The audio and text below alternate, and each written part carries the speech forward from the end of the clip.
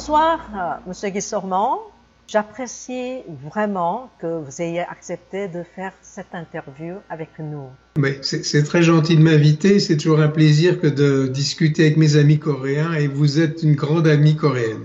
Aujourd'hui, je voudrais vraiment discuter avec vous et connaître vos idées concernant les énormes changements que l'humanité traverse actuellement, votre perspective sur les prochains changements auxquels nous serons confrontés après avoir surmonté le problème du Covid-19.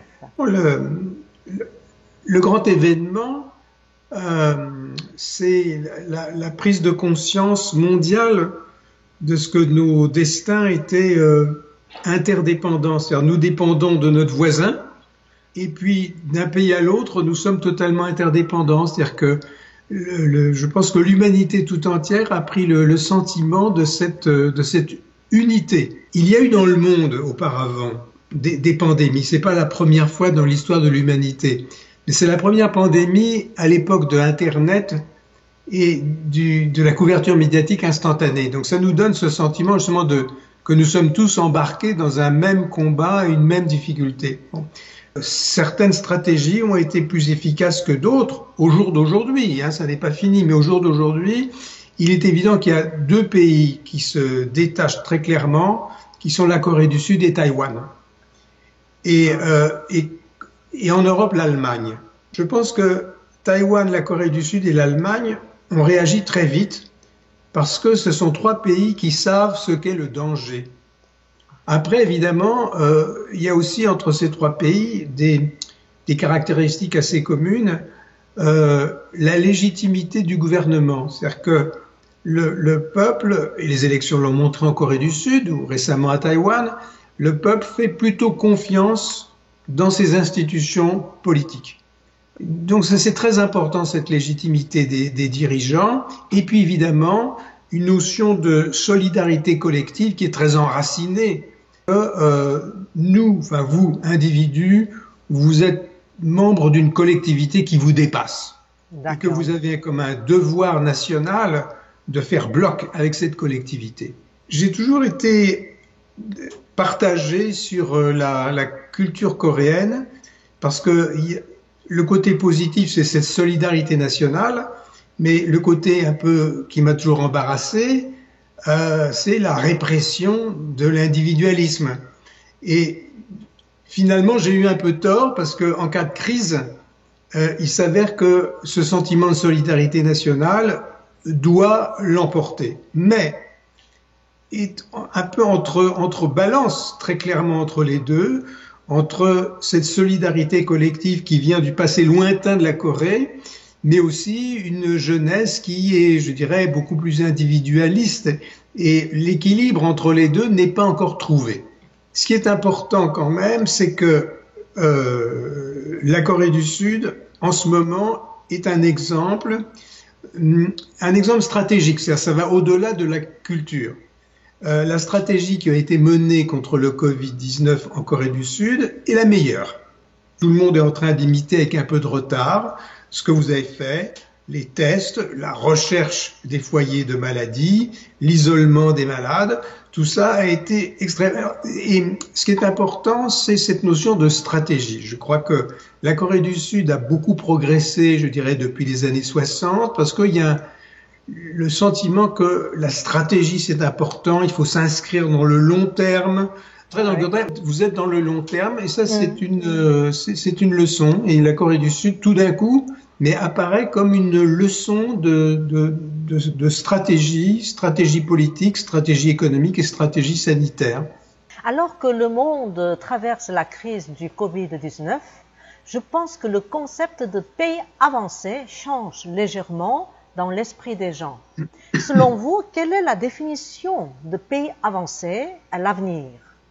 Alors, ça c'est un vieux débat entre économistes et sociologues. Les économistes ont trouvé des critères qui combinent à la fois le revenu économique, mais aussi le niveau de l'éducation, mais également l'égalité entre les sexes. Et on combine tous ces éléments et on classe les sociétés en fonction de cela. Alors, sans doute, la, la crise du Covid-19 et la manière dont les peuples ont réagi va nous conduire à enrichir le classement. C'est un classement qui s'enrichit sans cesse. Et il est certain que la politique sanitaire, de même que les politiques éducatives, vont venir enrichir ce classement. Mais il ne faut pas trop raisonner en termes de classement. Il faut réagir en termes de bien commun. Voilà, qu'est-ce qui profite au bien commun, au bien commun de la nation, mais au bien commun de l'humanité. Quelles sont les premières mesures que nous devons prendre pour relancer l'économie? Écoutez, il faut pas relancer l'économie, il faut relancer le travail, c'est pas la même chose. C'est-à-dire que bon, il est normal que les États aident les travailleurs qui ont perdu un emploi, les petites entreprises qui sont en faillite. Il faut leur faire des prêts à long terme très généreux. La Corée du Sud a été un exemple extraordinaire de développement économique depuis une quarantaine d'années, grâce à un système qu'on aime ou qu'on n'aime pas, qui est la combinaison des chaebols et des petites entreprises. Alors on peut discuter des équilibres, de l'harmonie entre les uns et les autres. La Corée du Sud a fondé sa prospérité sur l'échange, donc il faut continuer cela. Il ne faut absolument pas détruire ce qui marche. Il faut simplement aider les travailleurs et les entrepreneurs à retrouver le chemin du travail. La culture coréenne introduite à l'étranger se concentrait surtout sur la culture populaire, par exemple le K-pop. Mais je pense que nous avons maintenant pu présenter la culture publique coréenne du point de vue social. Pensez-vous que ce phénomène contribue à renforcer la compétitivité de la Corée? Il est clair que la manière assez remarquable dont a été gérée cette crise sanitaire, qui encore une fois n'est pas terminée, a placé la Corée sur la carte du monde, et pas seulement pour la musique, le cinéma, mais l'a placé comme une société assez exemplaire dans un domaine où on l'ignorait. Donc on va regarder la Corée du Sud autrement. En conséquence, une curiosité nouvelle va se manifester sur tous les aspects de la culture coréenne. C'est certain. Je pense qu'il y aura une volonté de découverte de ce pays. Probablement des étudiants voudront venir, plus nombreux étudiants en Corée du Sud. Des dirigeants politiques, des dirigeants économiques voudront regarder ce pays de plus près. Donc jusqu'à maintenant, on a une image un peu toujours fragmentée de la Corée du Sud. Tiens, ils sont très bons pour faire des téléphones portables. Ils sont très forts pour faire des gros bateaux. Cette musique pour les jeunes, c'est amusant et sympathique. Ils font des bons films. Réussis jusqu'à maintenant vont constituer une image, je dirais, plus unitaire, plus globale de la Corée du Sud. Et donc, ça aura évidemment un impact positif sur ce que vous appelez la compétitivité, mais surtout, le premier impact, c'est le regard sur la Corée du Sud va être complètement modifié. On va la voir comme une civilisation en tant que telle.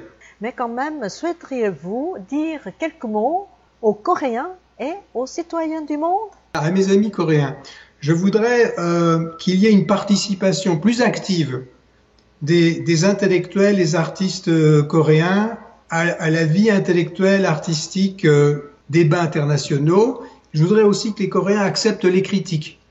Merci beaucoup pour votre temps précieux et merci d'avoir partagé vos points de vue avec nous. Merci beaucoup.